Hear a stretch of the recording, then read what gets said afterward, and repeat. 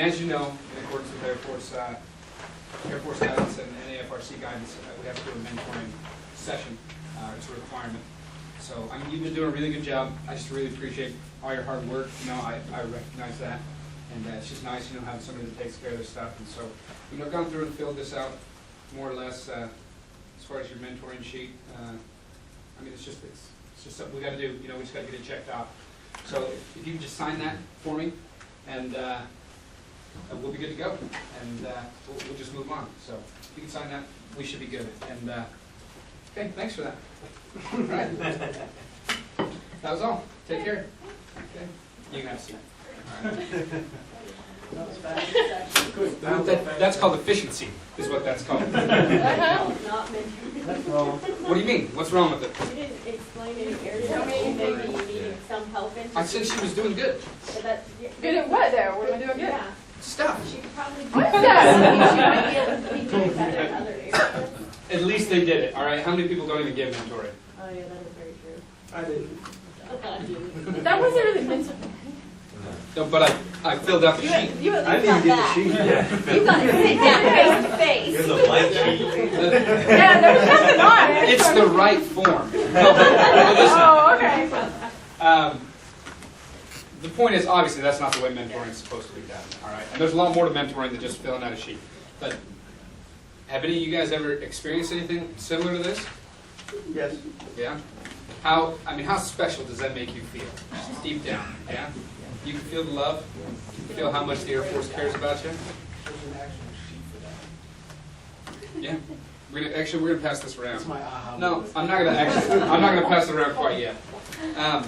So is this the way mentoring happens in everybody's organization? More often than it should, probably.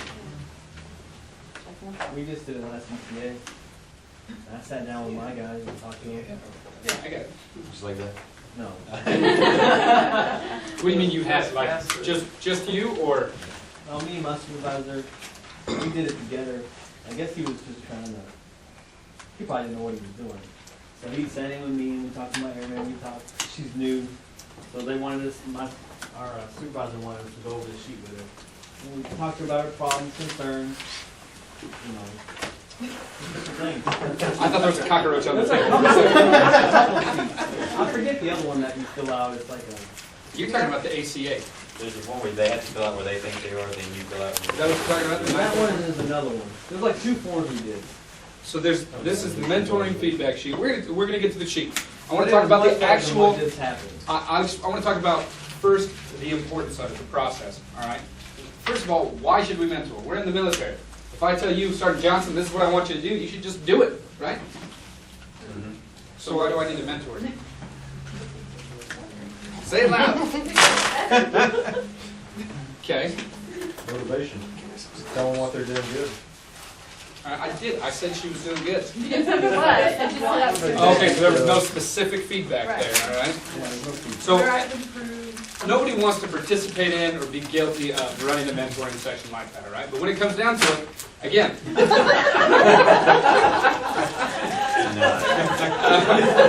again, like we did talk about earlier, there's no doubt that the UTAs are busy. And if you really are a TR, accomplishing stuff like this on a weekend when you have EPRs, LORs, awards to write, I mean, you have all these other things that are going on in addition to your own training, commanders' briefings, wing commanders' briefings, retirement ceremonies. I mean, goodness gracious, there's so much going on the weekend. So how are you going to have time for this? Make time. It's your job. Oh, interesting. So I want to talk about a few key terms, definitions. So what exactly is mentoring?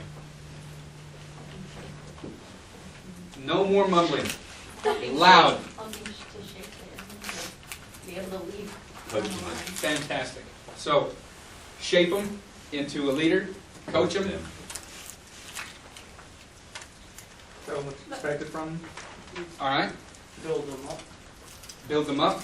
All those things. So mentoring, a relationship in which a person with greater experience and wisdom guides another person, shapes, to develop both personally and professionally. So a mentor would be defined as a trusted guide or counselor. So the word mentor comes from Homer's book, The Odyssey. when he goes away, and what's the mentor's name? Telemachus? Where'd it go? Telemachus. Yeah, something like So Odysseus leaves, and Telemachus is placed in charge of his son, and he's leaving not for a 6-month deployment when he goes to war. It's like 10, 12 years. How long? I thought it was 29. It's a significant amount of this boy's life. All right, he's going away for years, but he has this guy that is supposed to raise, not just take care of his son, not babysit, but raise him to fill the responsibilities that he's supposed to fulfill. Eventually teach him to lead and act as a leader. So that's the idea of a mentor. It's someone who is supposed to help shape someone into what they're supposed to become. Think about it in that aspect of somebody that's raising a child, teaching them everything they need to be to take their father or to follow in their father's footsteps. Or mothers. It's a great point. I apologize. Thanks for making me feel like a dirtbag. So what about the other side of that? What about the mentee? Yeah. So what do they need to do? Ask questions. Listen. Hearing what they may not want to. You have to have a willing to want to learn. Like you said, somebody just wants to be a senior airman, that's it. You can get some senior airmen that can do amazing stuff, Yeah. right? You can. So what else? In our world of political correctness, they need to be open to creative criticism. But no, you tell people they're doing a good job. We're supposed to build people up. Right. So how do you tell people, how do you criticize people? Well, you need to. Tell them when they're doing wrong. What you do is you tell them what they've done wrong, but then you end it with something positive. All But right, you so- have to let them know what they've done wrong. So constructive criticism. I like creative criticism, though. I think it's a new term. Yeah, you give them positive. You tell them how they can get better. You support them. So some of the things a mentee would do in a military setting would be maybe they set out a roadmap. In your career field. Okay, your POLs. You want to be doing this for a little while, and then you want to move to doing something else that's a little bit more complicated. You make yourself a roadmap. I know my career field, so I want to be in the passenger service section for 3 years, and then I want to move to joint inspection, and I want to become hazmat qualified, and I want to become a JI instructor. And after that, I want to move to the operations center, and I want to run things. You have to lay out a roadmap. People can't help you get where you want to go if you don't know where you want to go. And it's not the mentor's responsibility to determine where you want to go. So, another thing to understand is that mentoring is it's not a promotion enhancement program. All right, it's about making people better airmen. So let's say you have an airman that comes to you, and he's that airman that says, "Hey, I want to be a chief. That's what I want to do." And you look at this guy and you think in your head, "If you make staff sergeant, you'll be lucky." You're supposed to mentor this guy. So what are you doing? If you found somebody who would be a good chief, you mentor them to try to get them to that point. Help them make chief. Help him make chief. That's what he I wants. mean, Give them the steps. if you see what he's like, Don't you just see that you'd be surprised that he'd make staff. Well, then mentor him to be able to make staff, and then you wouldn't be surprised. don't just say good luck, man. Give him goals. Don't Give give him goals, short term. Giggle. long Don't term. giggle when he says it.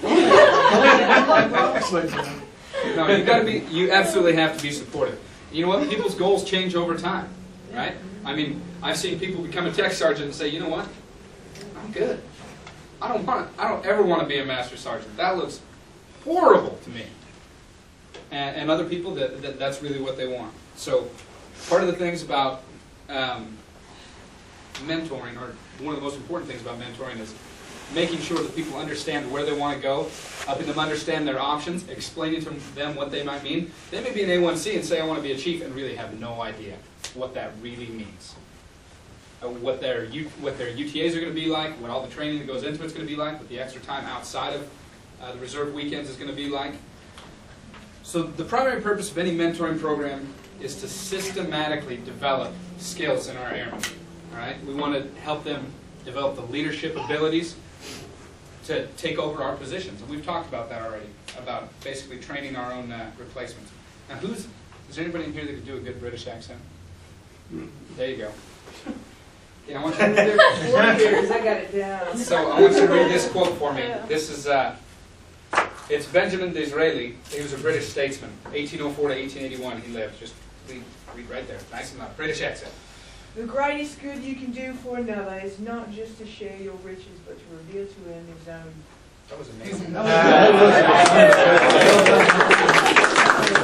thought I was watching Harry Potter. That was awesome.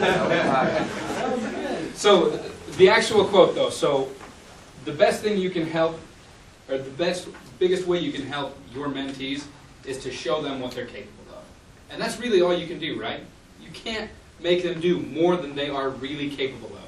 But you can help them reach their potential. You can help them maximize their potential. All right? So that's what we're here to do. Mentoring it's the fundamental responsibility of all Air Force supervisors and leaders. All right? So let's say you said you only have one person in your shop? Who said they only have one person in their shop? Yeah, supervise one person. You supervise one person. All right, so that means you're only responsible for mentoring that one person? No. No. No. The correct answer is no. I mean, it was 50-50. I tried to help you out. But that's a perfect example. He only supervises one person, but there may be someone else in a different shop that looks up to him just because they know him. Maybe they grew up next to him. They know his brother. Yeah. I mean, maybe they just think he's a rugged-looking fella, and they think he'll make a good mentor because of that. Who knows what reason people use to choose their mentors? But the point is that we have to be accessible to anyone that wants us to do that. All right. The goals of the mentoring program are to create an environment that promotes personal and professional growth, and provides a vehicle for leaders to communicate those things to the people that work for them. And we also have to familiarize our airmen with our organization's mission. How many of you guys brought your mission statement, vision statement? You don't have to get it out. Just how many people brought it? How many people? You kind of brought it? Well, I don't know. I don't have a vision statement. Okay. All right. So how many people knew what those were before you got it for this class? I didn't know that. I don't think anybody knew what it was.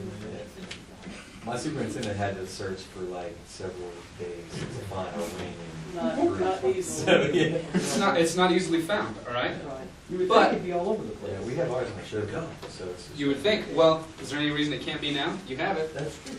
I mean, you can hang it up in your office. It used to be on Hang the it up in wall the in the hallway. hallway, but we moved buildings and maybe it got lost. I don't know. So, I want to talk about the scope of mentoring, or what all it entails. In what aspects of life can you mentor airmen?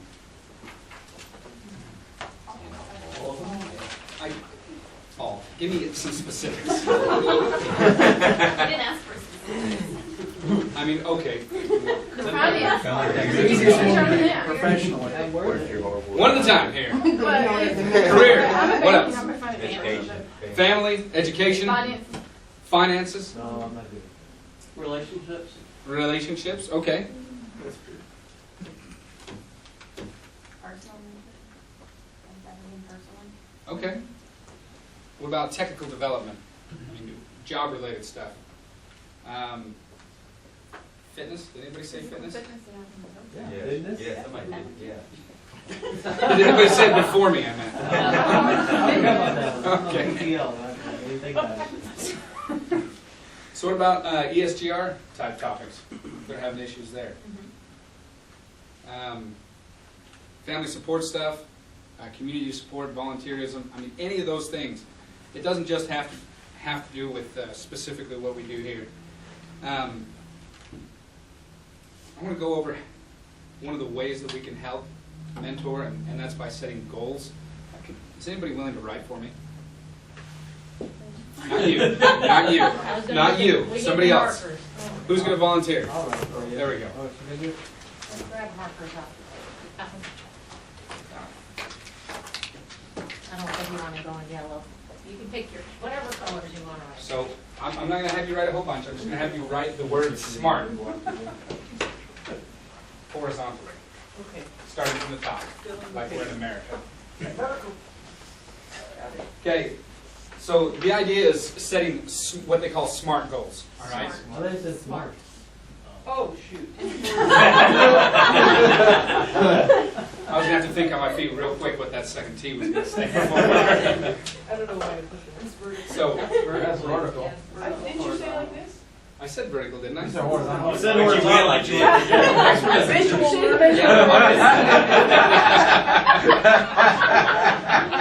Good one. Here, Jay, where are you? Smart. All right. So, as far as the type of goals, and it's just a mnemonic that's supposed to help us set goals and make goals that are effective and efficient. So the first letter would stand for specific. All right. What would be an example of a specific goal? CCA. Right, yes, there you go. Right? CCAF. A specific goal, right? What about it?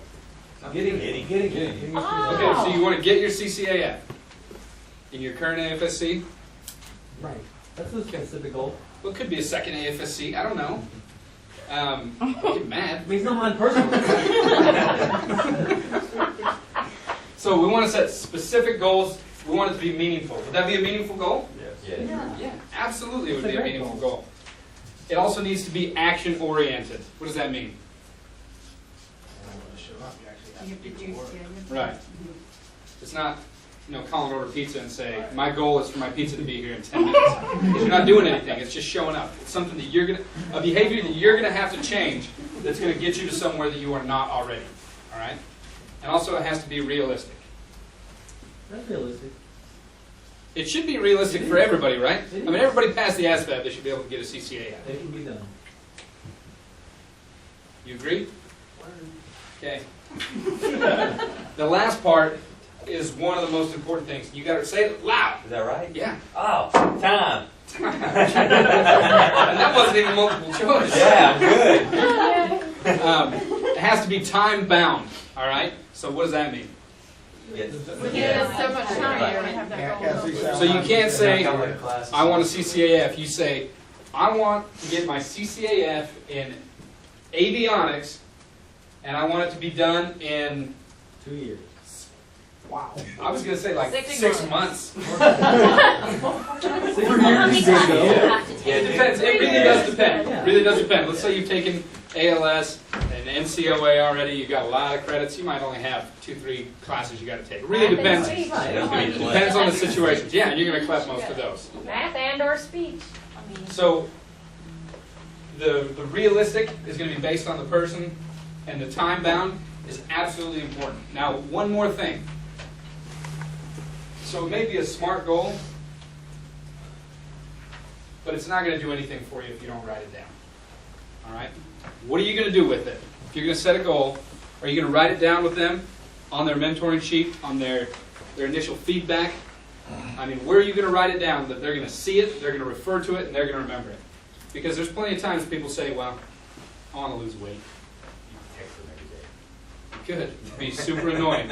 But you can totally do it. If someone's eating a burger, you're like, hey, I thought you wanted to lose weight. Yeah. Today's my cheat day. tomorrow too. Yeah, they learned a new diet today. So, what do you guys feel like? So we talked about the goals. We talked about the importance of mentoring. What do you guys think your role is in that? Nice and loud. To help and guide them to get to the end result. Okay. What else? Inspire them as well. I mean, Help them stay you focused. can hear CCAF every day of your military life and CCA, what am I gonna do from this? Well, if you're looking at this, this, and this, that's what it's good for. It's also, it's a free degree. Why would you ever turn that? So, this isn't in the class, but I'm going to tell a stinking story because we're talking about the CCAF. I talked to Sergeant Stafford about this yesterday. So, what was that? You have to have a good senior. Oh, yeah, you do now. You do. You do. But if you're already there, then Well, yeah, benefit. grandfather. So this is my CCAF story that I tell people all the time, all right? So I finished a bachelor's degree in 2007. The same day I finished the CCAF. The requirements were the same. So I finished my CCAF, my bachelor's degree in 2007, went to Afghanistan, went to Iraq, finished a master's degree in 2010. All right? Didn't like the company I was working for, stayed with them for 3 years because nobody else wanted to give me a job. Found another job, loved it, was excited about it, applied for it. And I went there and I said, look, this is what I got. I got a master's degree in business administration. All right? I've got a bachelor's degree. And when they hired me, after a lengthy interview process and a number of meetings, they specifically told me, the reason we hired you is because you have a degree in logistical air transportation from the Community College of the Air Force. Nobody cared about my master's degree. Nobody cared about my bachelor's degree. They straight up told me, we need a logistics guy, and you're that guy. We don't care what you know about business. We don't care that you speak Spanish. That was my undergraduate degree. But we care that you have a CCAF in logistics, right? So if anybody ever thinks, oh, it's not that big of a deal. I mean, this is a professional position that I was hired into simply because I had a technical degree that I wouldn't have thought was very important. I got it because they gave it to me. And this was, you know, when it wasn't the end of the world if you didn't have it. But it's important. Now, telling stories like that, relating personal experiences, that's part of mentoring, all right? Showing people how it's important, getting them to buy into that. You're going to have plenty of airmen that say, I don't care, I got a bachelor's degree, I don't want to take a speech class, or I don't want to take a math class, so I'm not even worried about it. It's not a big deal to me. So your role, your responsibility as a mentor is to get people to buy into those. Now maybe they come to you, this same senior airman that says he wants to be a chief, and you don't think he'll ever be a staff sergeant. He comes to you and he says, this is what I want to be a chief, so this is what I'm going to do. And you know that's really not a very good career path. That's not going to get you where you need to go. Maybe he says, I never want to move. I'm going to be in TMO, and the highest they got there is a tech sergeant slot. Well, you got to help this guy figure something out because his goals are conflicting. All right, you got to help people line out that career path, help them understand where they're going to end up. Does that make sense? Okay, those are things that aren't going to be readily apparent to a lot of people, and so that's part of that mentoring process. The key to mentoring is the direct involvement of the supervisor, all right? You can't help mentor people if you don't know them, like we talked about. You don't know their educational goals, their financial goals, their career aspirations, what their family life's like. If you don't know those things, you can't get those people where they want to go. Now, as far as documenting this, I'm going to pass this around for everybody. This is AETC Form 906. Split it in half here. And this is the actual form that is used for mentoring. As with most military forms, it is mostly self-explanatory. There's very little room for interpretation. But just going through this, giving an honest assessment of people's performance, and giving people that constructive feedback that we talked about, it can make a world of difference, absolute world of difference. So we're not going to go through that. I'm just going to give you guys a second to look at that, and then we're going to go on and talk about something else. If you guys have any questions or experience that you'd like to share filling this out, let me know. Absolutely. Well, okay, so you kind of do a separate thing. So, real quick, before you guys spend too much time on this, what I would recommend, and I would do this the same as you would do an ACA, and that is you have some sort of a brief conversation or exchange beforehand. You get all this filled in as far as just the factual things, all right, the things that are easy. Where are they at? Maybe you get their career data brief and you fill out most of this information, so you don't even have to ask them about it. Maybe there's a couple things that you ask them about, but when you write stuff in, I mean, you're going to write in their awards and decorations. Academic, I mean, do they have their CCAF or are they looking for a degree?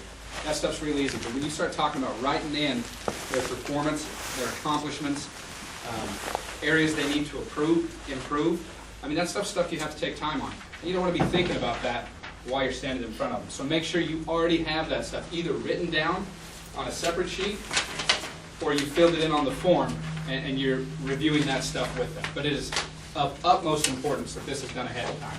You don't want to just sit there and do it. It's going to turn into a session like I had up here, right? Where it's just, hey, we're just going to whip this out. I mean, they need to see you putting time into this process so they can buy into it. Anybody have any questions? Is this the form that you filled out? No. Are you talking about, you gotta be talking about the 931. Like, we brought it in there, but he didn't want to write anything down, so. He wants to be a senior airman for this. No. My supervisor, we do everything wrong, obviously. But I'm going to take what I learned in here and take it home with me. Well, We'll make some changes. okay. At the 908. Is that as far as you want to go, or do you want to elaborate? No. I don't know if you This is answered my only day question. one, you know, we got a long way. All right, you got plenty to talk about over the next few days then. So, another thing I want to talk about is the REDP program. Does anybody know the program? Or has anybody ever prepared one? Heard of it? What's that? I said they wouldn't know. Most of them probably would. Most of them haven't done it yet? No. Okay. How's it taxed? So it's the Reserve Enlisted Development Program. Yes. Yeah! Hey, what is it? I don't know much, I just know Oh. about that much. You know what the I acronym know stands it, for. I know what, that's like, I've heard it.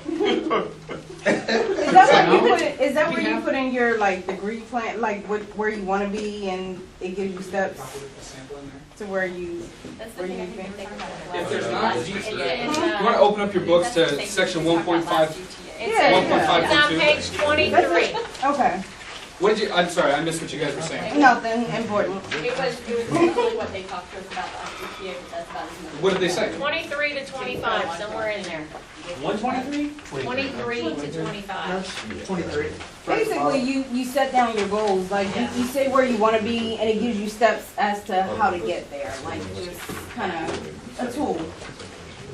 Maybe, I don't know if that's it. Yeah, yeah, that's it. Sounds good. It's more than Yeah. good. You can access it through the portal, what else? Mhm. How do you access it? It's actually through, MyFirst is where you're gonna submit the application, through MyFirst. So, No picture. Then my, what's that? then my first? Yeah, is where the application's gonna be. So, Yeah, on page 25, it tells you that. If you go about midway down, page 25, it walks you through, it looks like how to, yeah. so there's a number of things in there, and I don't really want to spend a lot of time going step by step through how to do that. You have some information in here, but I want you to understand a couple things. First of all, this is all part of force management, all right? The Air Force is trying to develop airmen into leaders, NCOs into senior NCOs, and it's done through programs like this. So what this does is it gives you the opportunity to put yourself out there, you fill in some information, you have to put together a package basically, and it goes up and people take a look at it, and basically you get feedback on it, right? They're saying, well, this is what you need to do. So you can apply for joint service classes, things like that. And there's some pretty cool classes that you can get into. So I want, just real fast, somebody read for me, where is it in yours?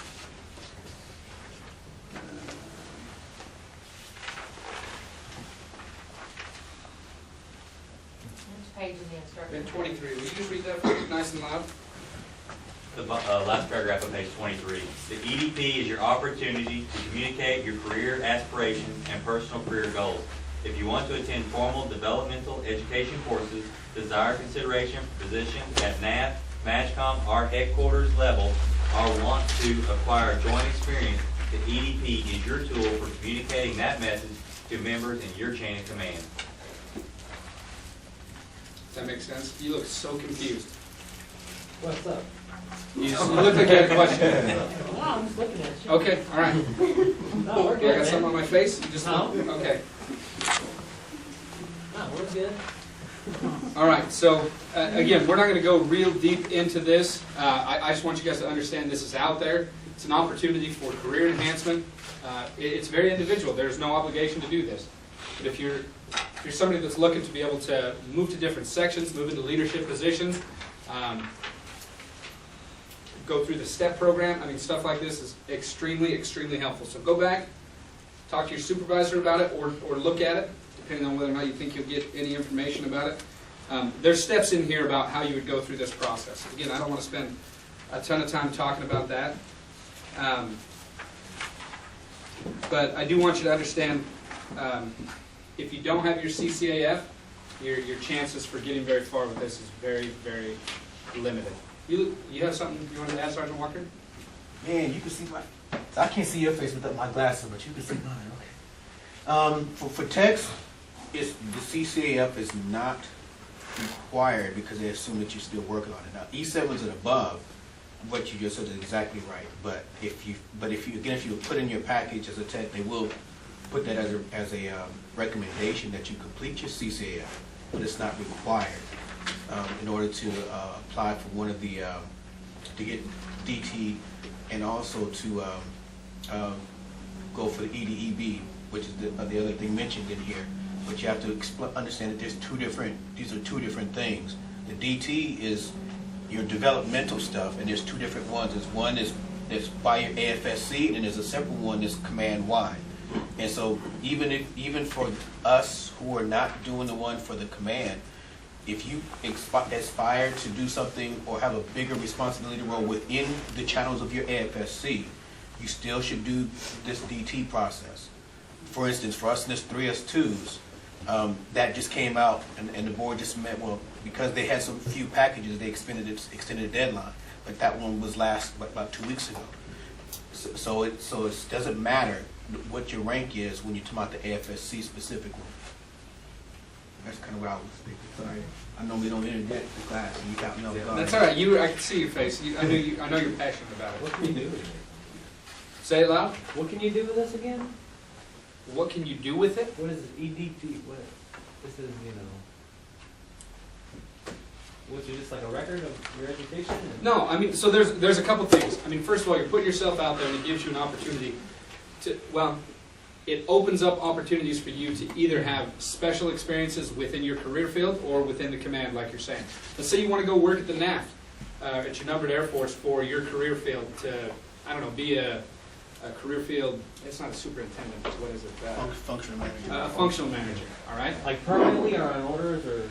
Maybe for 2 years, maybe permanently. If you're willing to relocate, you're looking for a full-time position, working for the reserves, there's some really good opportunities out there. Now the educational side that he's talking about, the Enlisted Development Educational Board, is that right? EDEB.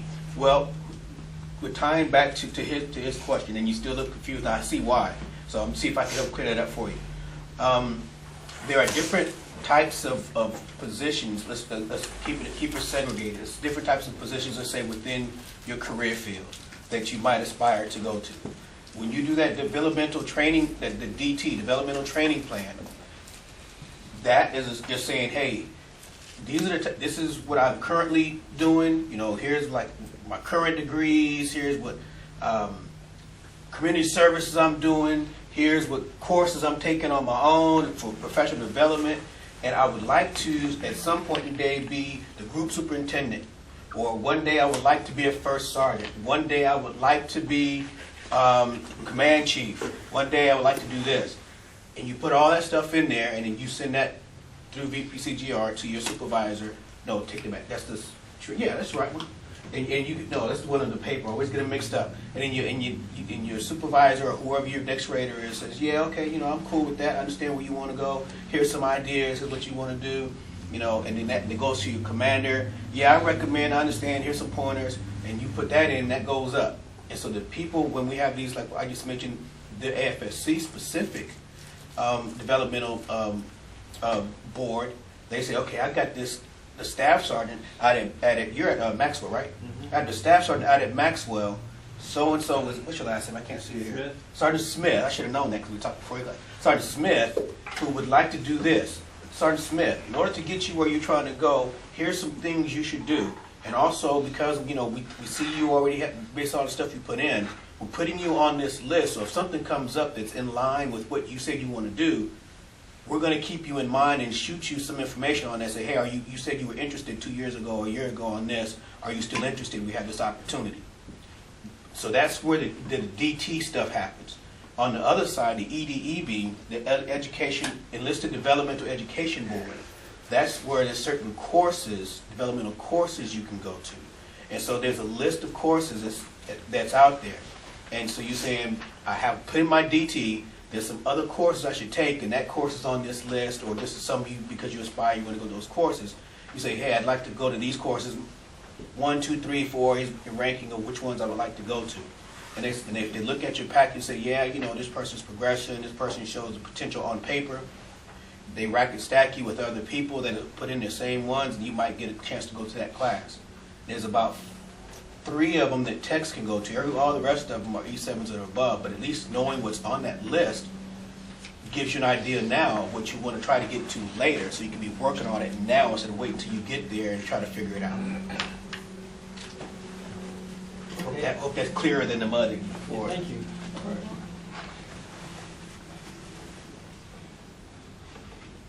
I'm good now, thank you. No, I mean, it's not real clear because it's a complicated program, but the whole idea is, this is what you need to understand. If you have a desire to do more than what you're doing right now, and just stay on what limited TR track you might have within your unit, this is a program you need to look at. All right? It gives you an opportunity to expand your horizons, work on more of an AFRC or NAF level, and get classes and opportunities that you wouldn't have otherwise had. It also gives AFRC an opportunity to place qualified people in positions that are specifically tailored for them, that may not just be local people. You know? So we talked a lot about mentoring and how important it is, but I also want to talk about personal and professional development. All right, so we're developing our airmen all the time. We want to make sure we're developing ourselves so that we can keep up with them, stay ahead of them, whatever it is that we're going to do. So why is personal and professional development important to any of you? Everybody stand up and do 5 jumping jacks. Come on.